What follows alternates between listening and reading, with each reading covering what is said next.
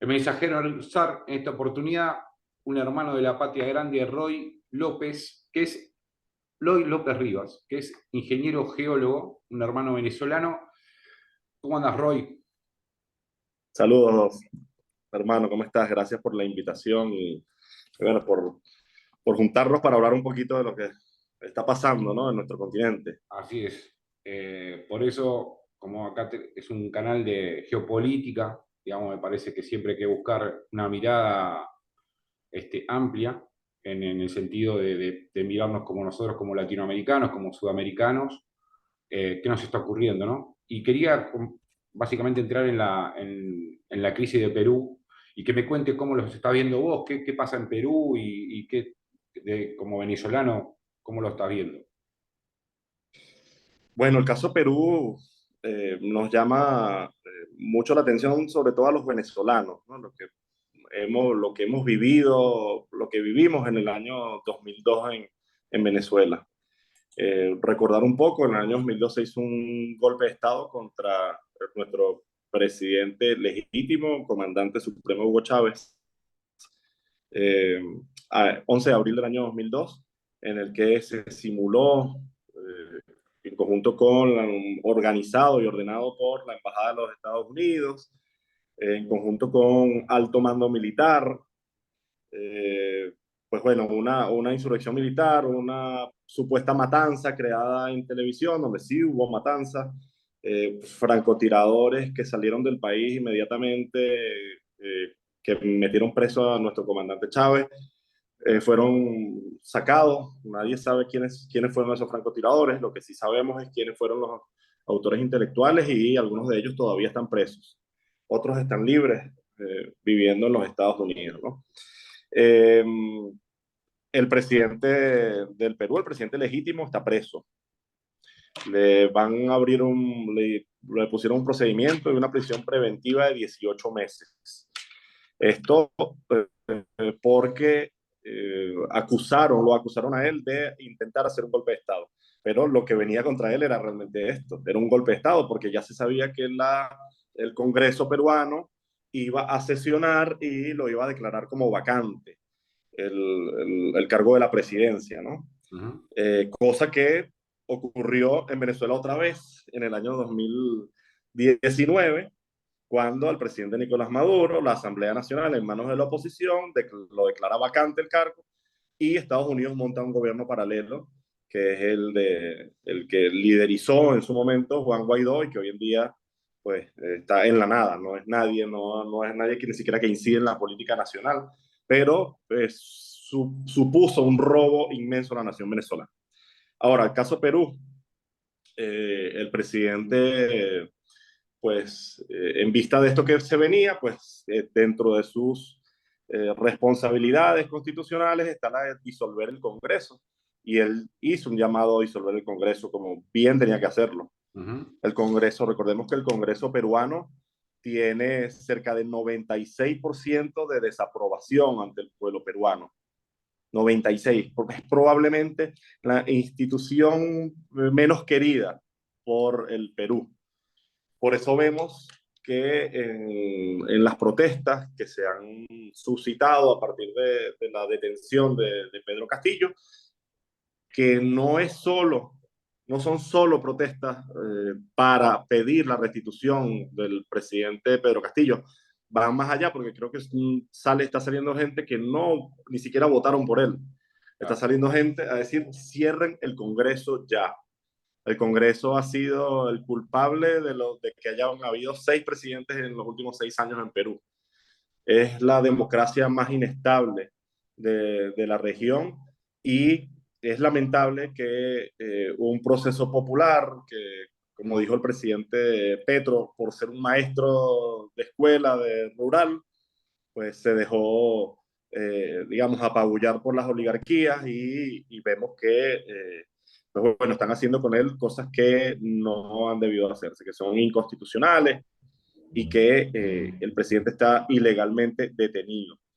Hemos visto también bueno, las grandes protestas, lamentables saldos de casi 10 fallecidos, 10 Ujú. asesinados por las fuerzas policiales y militares, protestas en todo Perú, que al principio no se veían, pero bueno, porque obviamente también puedo echarte el cuento de Venezuela, año 2002, cuando Chávez estaba preso y el pueblo salió, pues los canales de televisión, en ese momento no había un gran desarrollo de redes sociales, pero los canales de televisión se dedicaron a pasar dibujos animados todo el día. Después de hacer casi 3 meses de una campaña permanente de 24 horas de información, dejaron de transmitir su programación normal para hacer toda una guerra mediática contra el gobierno de Chávez, pues bueno, ese día, cuando estaba la gente en la calle, pasaron dibujos animados. Cosa que similar a lo que estaba pasando en Perú, porque las protestas no fueron televisadas, no han sido televisadas, y gracias a la fuerza y a los comunicadores populares de Perú, pues nos hemos dado cuenta de que hay mucha manifestación en la calle, mucha gente en la calle pidiendo principalmente el cierre del Congreso. Por otro lado, también pidiendo la restitución del presidente legítimo Pedro Castillo. Claro. Eh, Te comento algo ahí. Cuando Pedro Castillo hace la declaración, digamos, que del cierre del Congreso, me pongo a ver los canales y busco los canales de Perú para mirar qué pasaba, ¿no? Y esto que decís es tan cierto que nosotros nos quejamos acá en la Argentina del grupo Clarín, digamos, y de todos sus medios, de este grupo monopólico que tenemos acá, que obviamente en Venezuela sucede en Colombia, sucede en correcto. Perú, en todos lados, y era realmente increíble cómo mostraban, digamos, las dos manifestaciones, ¿no? Entonces, la de que estaban a favor de la destitución de Castillo y el encarcelamiento, digamos, estaban bailando, ¿no? Bailaban, música, toda historia. En el otro estaban manifestándose los dirigentes populares con megáfonos y contando toda historia, mostraron solamente las preposiciones, o sea, no nombraban, cuando iba a nombrar a alguien lo sacaban directamente del aire, Claro, ponían el baile y claro. volvían a la manifestación y el tipo podía, decía, bueno, y ahora, qué sé yo, tú, volvían a cortar y volvían a poner, o sea, era una cosa alevosa, yo no sé cómo pueden tolerar, digamos, ese nivel de impunidad. Bueno, y lo importante es que los pueblos pueden hablar y pueden, de cierta forma, gracias a estos comunicadores populares, pues hemos visto que la gente se manifiesta, que en algunos canales en donde fueron cortados, esos videos salieron a la luz de gente diciéndole a los periodistas, pero ¿quién te paga? ¿Por qué tú no estás con el pueblo? ¿Por qué estás en contra del pueblo? A los periodistas que deberían ser simples, digamos, transmisores de lo que está pasando en el sentir popular, pues bueno, vienen siendo instrumentos de esa oligarquía, ¿no? Ayer precisamente se reunió en La Habana el ALBA, el grupo del ALBA, que lo conforma Venezuela, Cuba, Nicaragua y países, Bolivia y países del Caribe. Y en la declaración final hablan, se manifiestan con el caso Perú. Hablan de varias cosas, ¿no? Pues, hablan de Lofer, primero. Lofer, lo que está pasando contra Pedro Castillo, obviamente es un caso de Lofer, que es lo mismo que está pasando Cristina en este momento, que lo sufrió Lula, que lo sufrió Dilma, y bueno, el gobierno, el país completo de Venezuela es víctima de Lofer porque todo ese bloqueo a cuentas bancarias, secuestro a las empresas nacionales, etcétera. Entonces, pues digamos que es algo que está muy usado en América Latina. Eh, el ALBA se pronuncia a favor de, bueno, solidaridad con el presidente Pedro Castillo. Todavía le dicen presidente, no le dicen expresidente, como dicen algunos canales y algunos periodistas peruanos. Expresidente Pedro Castillo, no, el presidente legítimo hasta el momento. También con gusto saber que hubo un comunicado conjunto entre el presidente de Colombia, Gustavo Petro, el presidente de México, López Obrador, el presidente de Argentina, Alberto Fernández, y el presidente de Bolivia, a favor de, bueno, contra el estado de excepción nombrado por la Sí, presidenta que está encargada en este momento, que es la vicepresidenta, Boluarte. y a favor de, bueno, de la paz y de que Pedro Castillo es el presidente legítimo, reconociéndolo. Esto digamos, para nosotros es muy importante, porque estamos viendo voces fuertes dentro del continente, como López Obrador, como Alberto Fernández.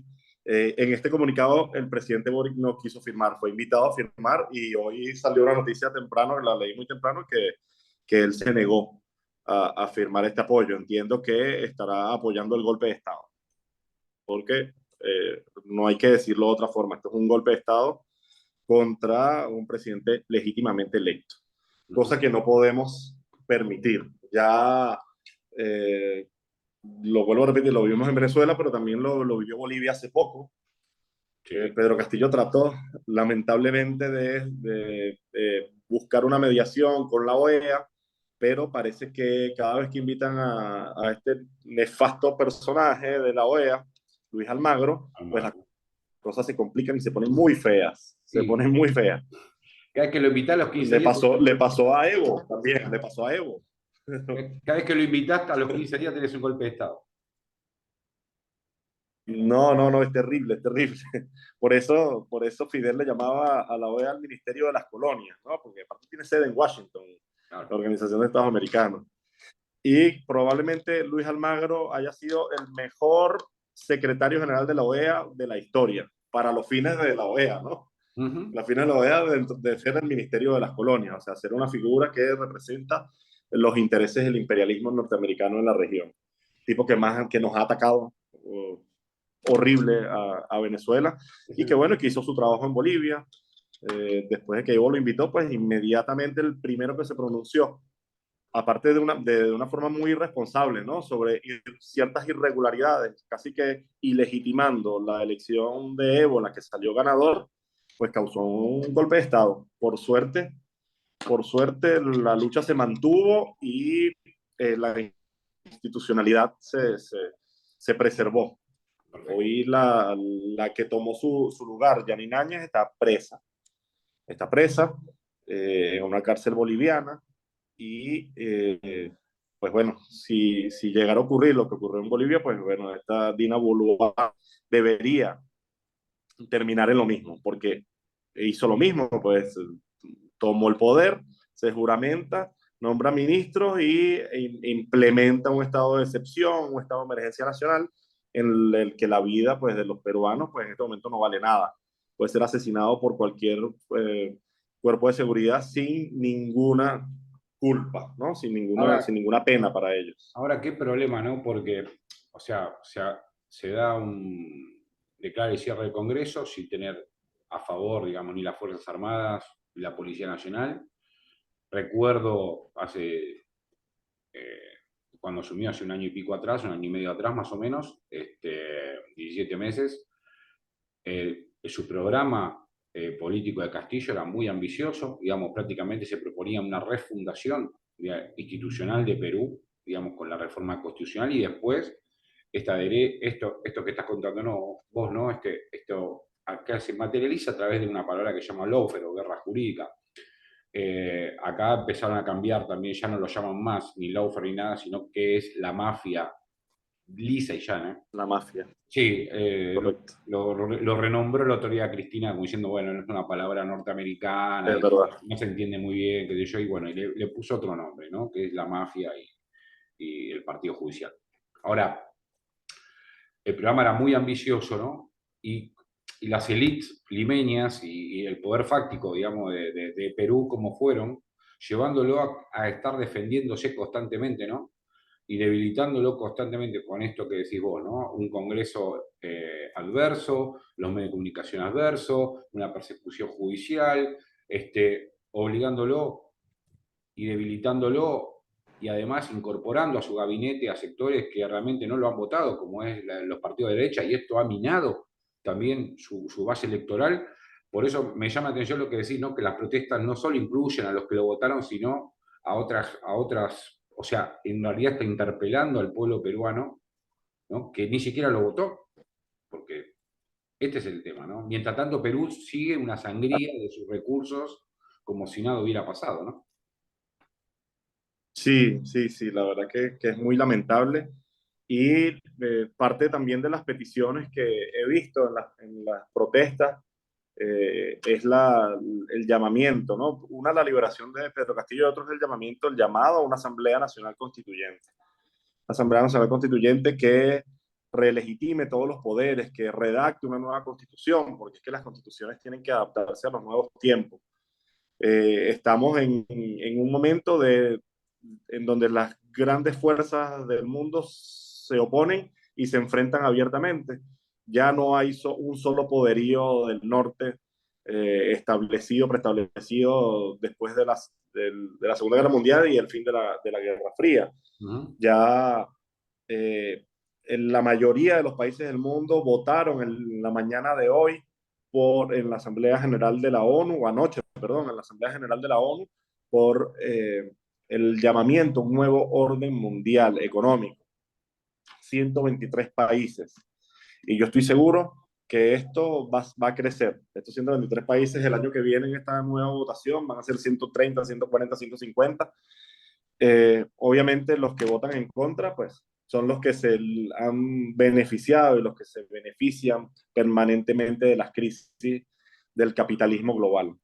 Obviamente Estados Unidos, Canadá, Australia, el bloque europeo en general y algunos países lacayos, pues que no les queda otra que votar porque si no les cortan las ayudas y chao, pues, viene la crisis brutal, ¿no? Claro. Hay es necesario el establecimiento de un nuevo orden con unas reglas claras. Lo dice mucho el canciller de Rusia, Lavrov. Dice, el orden mundial es un orden sin reglas. Nadie lo eligió, nadie lo comunicó y no está escrito en ningún lado que es el orden mundial.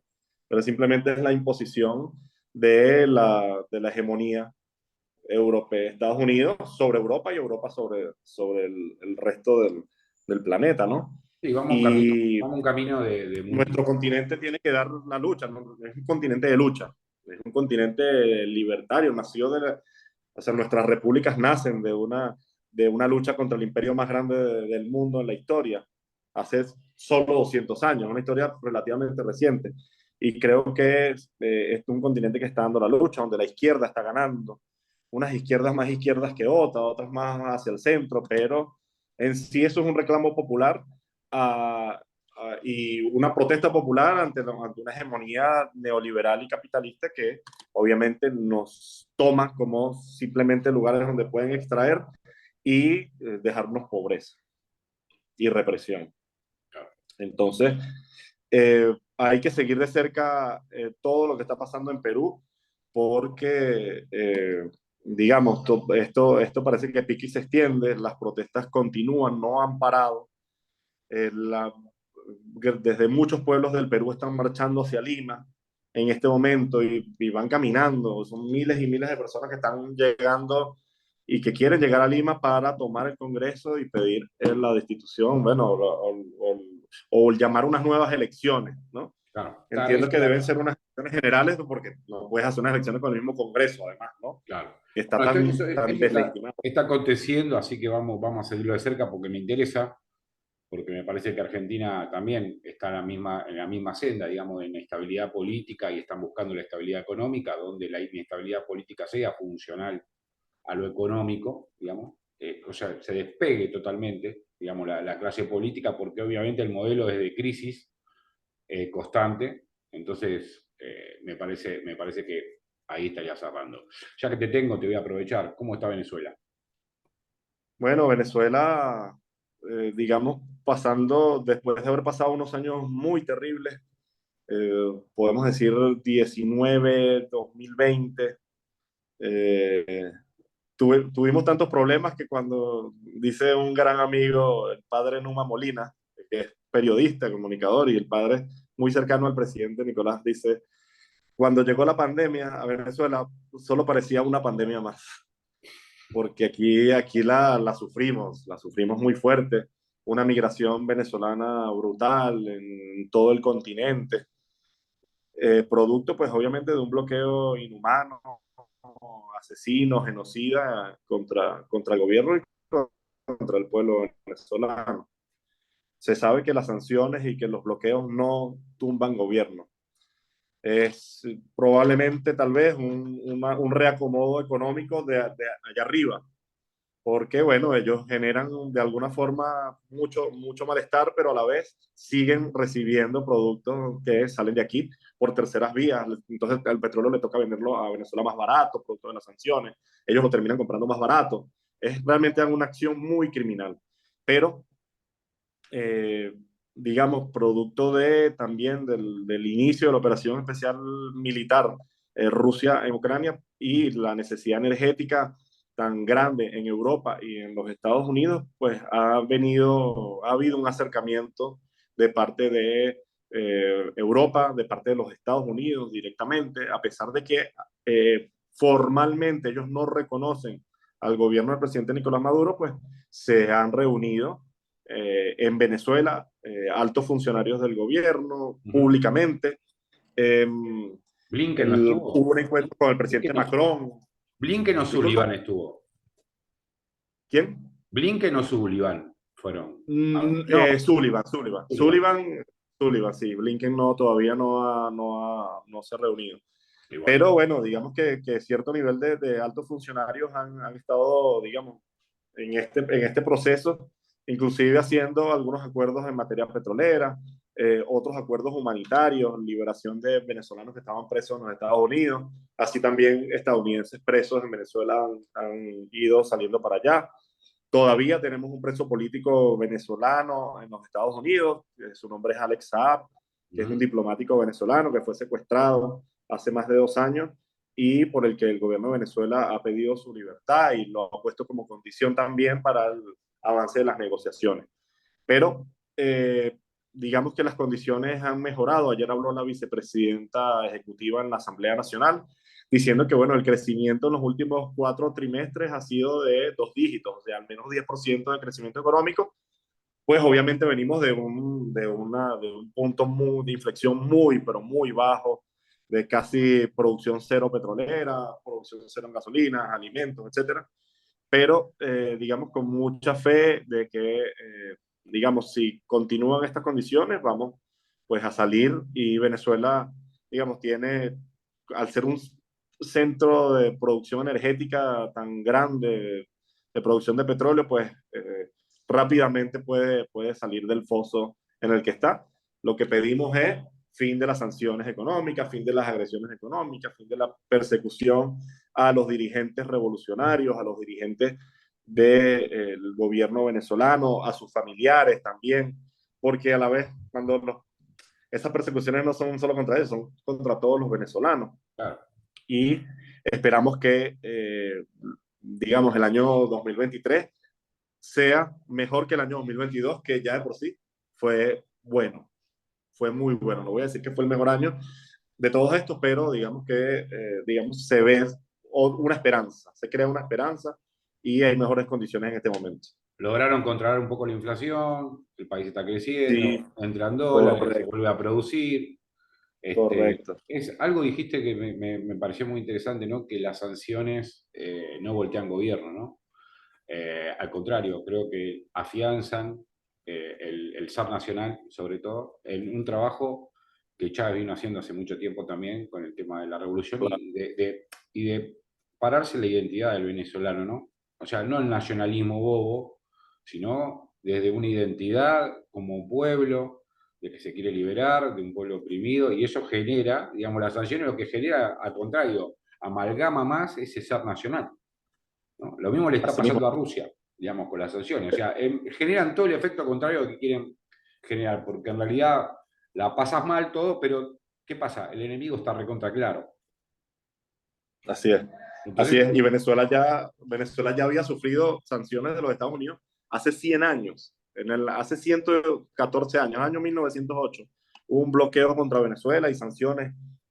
Todo el tema de comercio fue bloqueado por los Estados Unidos y eso logró afianzar más, digamos, el poderío venezolano, el gobierno que estaba en su momento. Y bueno, es lo que está pasando, es lo que está pasando, y es lo que tú dices, está pasando con Rusia, pasa en otros países, como Irán, por ejemplo, que tiene 40 años bajo sanciones y que, pues digamos, son potencias y llegan a ser potencias eh, económicas, llegan a ser potencias militares, porque porque ya obviamente genera una defensa nacional, ¿no? Yo me tengo que defender porque me están atacando, estamos en guerra. al una final, al nueva final, modalidad de guerra. al final las sanciones están bien, nos hacen bien. No, la verdad que nos ha causado muchos muertos, muchos muertos. Sí, obvio. Se calculan más de 40.000 muertos hasta el año 19, que fue el último estudio que se hizo. 40.000 muertos por no tener un medicamento Ah, necesario y vital y que es muy fácil conseguir. Por ejemplo, la insulina. O sea, nos bloquearon las compras de insulina. Pero es que eso o sea, es un acto genocida, genocida. O sea, que no es Estados Unidos el que nos vendía la insulina, nos la vendía la India. Pero cuando nosotros íbamos a la India a comprar la insulina, a Estados Unidos le pasaba un correo y decía, no puedes venderla a Venezuela, porque te vamos a sancionar a ti, empresa que produce insulina. O sea, que se mueran allá. claro, Es una situación terrible, claro, terrible. pero qué interesante entonces lo que está ocurriendo, porque al plantearte el mundo multipolar, digamos, esto que te ocurre hoy, digamos, no te pasaría, digamos, si te bloquea, obviamente Estados Unidos te bloquea, hoy con el bloque oriental podías tener otro tipo de relación porque está cortadas las relaciones. Entonces, por ahí, los que no Sí, conseguís, el medicamento, la insulina que no conseguís, hoy la conseguirías en la India, la conseguirías en China, la conseguirías en Rusia, o sea, en todo el bloque oriental lo tendrías sin ningún problema, con lo cual las sanciones nos vemos en el corso. Es interesante claro. lo que ocurre.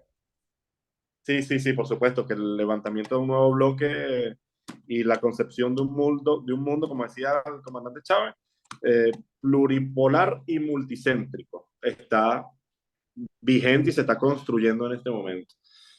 Potencias como Turquía, como China, obviamente, Rusia, pues han tomado Indonesia, que es otra potencia naciente, Sí. Suráfrica, Brasil, pues han marcado una pauta y esta unión de los BRICS, por ejemplo, a los que inclusive países como Arabia Saudita y otros 13 países han pedido unirse a los BRICS, significa que hay un montón de gente y son miles de millones de personas, porque cuando hablamos de gobierno también son pueblos, son miles de millones de personas que quieren un nuevo orden mundial y quieren juntarse para hacer el bien.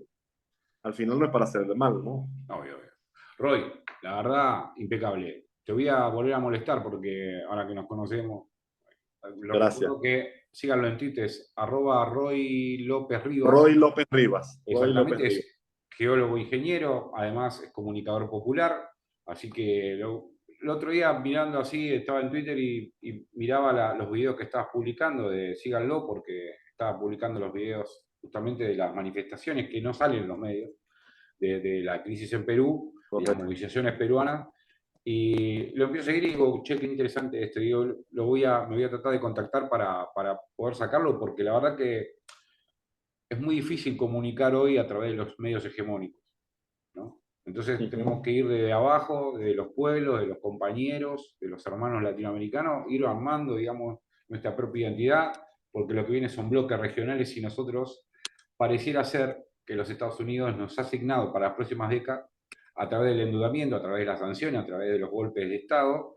nos está asignando un papel económico de solamente proveedor de materias primas y del modelo extractivista Correcto. de nuestros recursos naturales. Entonces, hay que empezar a unirse para que nosotros empecemos, como región, a mirarnos a nosotros, ¿no?